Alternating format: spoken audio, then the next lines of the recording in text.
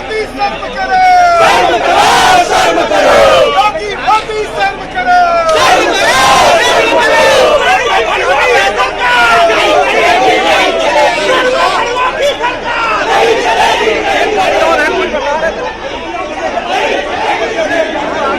इस गाड़ी में ईवीएम रख के ले जाया जा रहा है। कोई क्षति नहीं होनी चाहिए। भाइयों की सरकार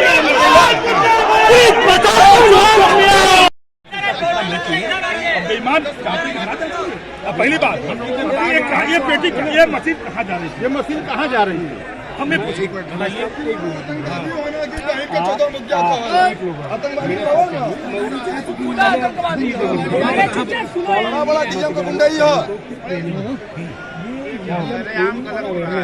अभी मैं खोल के दिखाऊंगा और कहाँ से लेके चलेगा। नहीं ये गलत कोई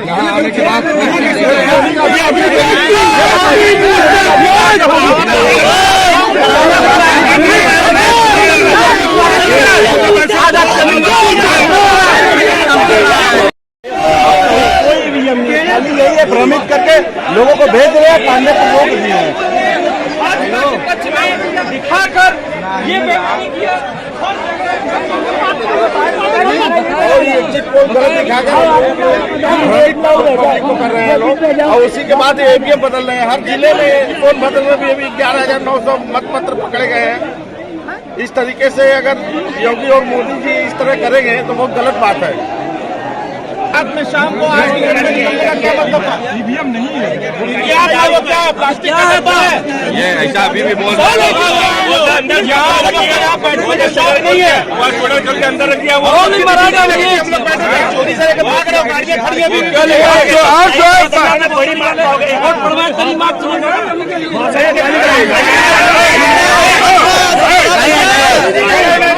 ये सब काम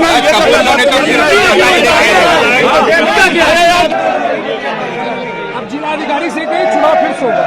हाँ चुनाव फिर से होगा तभी वो कह रहे हैं कि प्रशिक्षण ये बता रहे हैं कि अरे चुनाव के बाद कौन सा प्रशिक्षण होता है?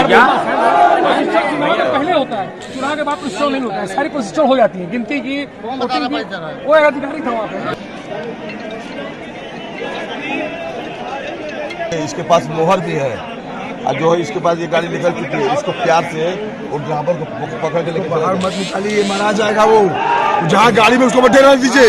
अरे मार आ जाएगा, सही बात करें, बात समझिए आप, जैसे है उसको रहने दीजिए भैया। प्रदीप आज घटनाक्रम क्या था? मैं प्रदीप जायसवाल, प्रदेश उपाध्यक्ष समाजवादी पार्टी व्यापार सभा पूर्वांचल प्रभारी। आज हम लोग कल रात जब मतदान समाप्त हुआ और स्ट्रांग में सभी ईवीएम मशीन को लाया गया, तब से लगातार हमारे समाजवादी पार्टी के साथी यहाँ पे स्ट्रांग रूम के बाहर ड्यूटी दे रहे थे उसकी सुरक्षा की दृष्टि से। अभी 1 घंटा पहले एकाएक लगभग 60-70 की संख्या पुलिसकर्मी हम लोग के पास आए। उनका कहना है कि आप सभी लोग यहाँ से चले जाइए, यहाँ पे 2 ही व्यक्ति रह पाएगा, इससे ज़्यादा व्यक्ति नहीं रह पाएगा। हमने कहा कि भाई 2 व्यक्ति कैसे हो पाएगा, तो उन्होंने कहा कि अगर 8 विधानसभा है तो 16 व्यक्ति से ज़्यादा नहीं हो पाएगा। ये बातें चीज़ चल रही थी कि सुबह डीएम साहब ने कहा नहीं ऐसी कोई बात नहीं है, आप ट्रेन में बैठ सकते हैं, लेकिन नई बात आई अगर एक शिफ्ट में लोग गए तो 8 घंटे का 48 लोगों का हम लोग का जो है लिस्ट परमिशन लीजिए। तो ये बात चल रही थी, तभी किसी ने बताया कि बगल में पिकअप गाड़ी जा रहा है, उसमें ईवीएम लगा हुआ है और 2 गाड़ियाँ निकली हैं। हम लोग दौड़ के गए तो पूरे पिकअप गाड़ी में एक कर्मचारी और एक ड्राइवर यहाँ पे बैठा था जो कि निकल के भाग गए और वहाँ पे ईवीएम मशीन उसके बॉक्स पूरे अंदर पाए गए।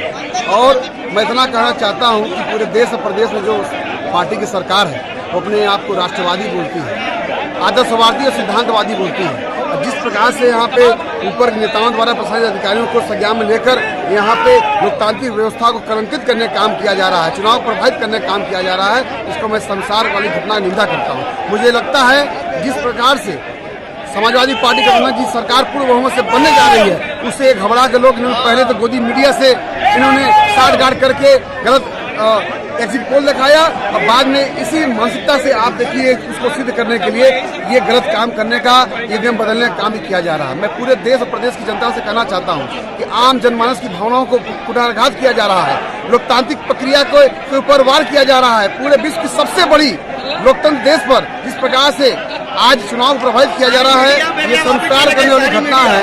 और मैं चुनाव आयोग से मांग करूंगा कि तत्काल इस पूरी घटना का आप संज्ञान लीजिए और उचित कार्रवाई करिए। अभी ड्राइवर मिला था, हम लोग बात किए, कर्मचारी बता रहा था कि हमको एक बाबू ने पीछे कमरे से सील तोड़ के ईवीएम मशीन निकाल के दिया, कहा कि जाओ यूपी काले में ट्रेनिंग होनी है, उसके लिए ले जाना है।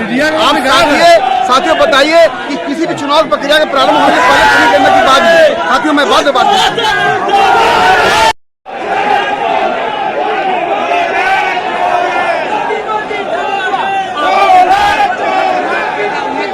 यहाँ हजारों की संख्या में लगातार समाजवादी पार्टी के कार्यकर्ताओं का आवागमन जारी है।